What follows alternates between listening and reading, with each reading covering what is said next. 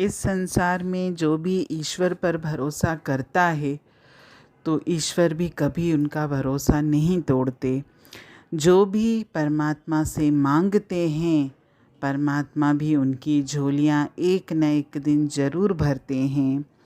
कल शॉर्ट्स में मैंने बहुत अच्छी एक कहानी डाली थी, तो उसमें थोड़ा सा छोटा छोटा अक्षर था, काफ़ी लोगों को वो थोड़ा पढ़ने में नहीं आया।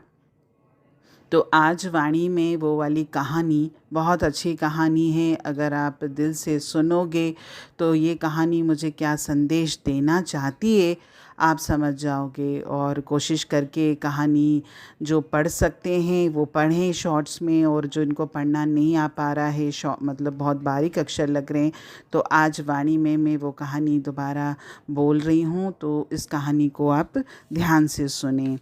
एक बार एक राजा था। वह जब भी मंदिर जाता तो दो भिखारी उसके दाएं और बाएं बैठा करते थे। दाईं तरफ वाला भिखारी कहता, हे ईश्वर, तूने राजा को बहुत कुछ दिया है, मुझे भी दे दे। और बाईं तरफ वाला भिखारी कहता, ए राजा, ईश्वर ने तुझे बहुत कुछ दिया है, मुझे भी कुछ दे दे। दाईं तरफ वाला भिखारी बाईं तरफ वाले से कहता, ईश्वर से मांगो, वह सबकी सुनने वाला है, तुम राजा से क्यों मांगते हो। तो बाईं तरफ वाला जवाब देता, चुप कर मूर्ख। एक दिन राजा ने अपने मंत्री को बुलाया और कहा कि मंदिर में दाईं तरफ जो भिखारी बैठता है वह हमेशा ईश्वर से ही मांगता है, तो एक न एक दिन अवश्य ईश्वर उसकी सुनेगा। लेकिन जो बाईं तरफ बैठता है वो हमेशा मुझसे ही मांगता रहता है। तो तुम ऐसा करो कि एक बड़े से बर्तन में खीर भर के उसमें स्वर्ण मुद्राएं डाल दो और वो बर्तन उसको दे आओ। मंत्री ने ऐसा ही किया।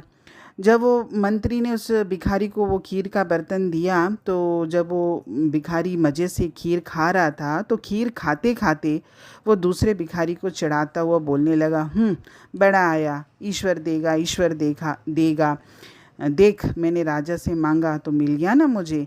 और खाते खाते जब उसका पेट भर गया तो उसने बची हुई खीर का बर्तन उस दूसरे भिखारी को दे दिया और कहा, ले पकड़, तू भी खा ले मूर्ख। अगले दिन जब राजा आया तो देखा कि बाईं तरफ वाला भिखारी तो आज भी वैसे ही बैठा है, लेकिन दाईं तरफ वाला तो गायब है। राजा ने चौंक कर उससे पूछा, क्या तुझे खीर से भरा बर्तन नहीं मिला था। तो भिखारी ने कहा, जी मिला था राजा जी, कितनी स्वादिष्ट खीर थी, मैंने खूब पेट भर कर खाई। तो राजा ने पूछा, फिर। तो भिखारी ने कहा, फिर जब मेरा पेट भर गया तो वो जो दूसरा भिखारी यहाँ बैठता है, मैंने उसको देखकर कहा, मूर्ख, हमेशा कहता रहता है ईश्वर देगा, ईश्वर देगा, ले खा ले। राजा मुस्कुराकर बोला, वो सही कहता था और वाकई में ईश्वर ने उसे दे ही दिया।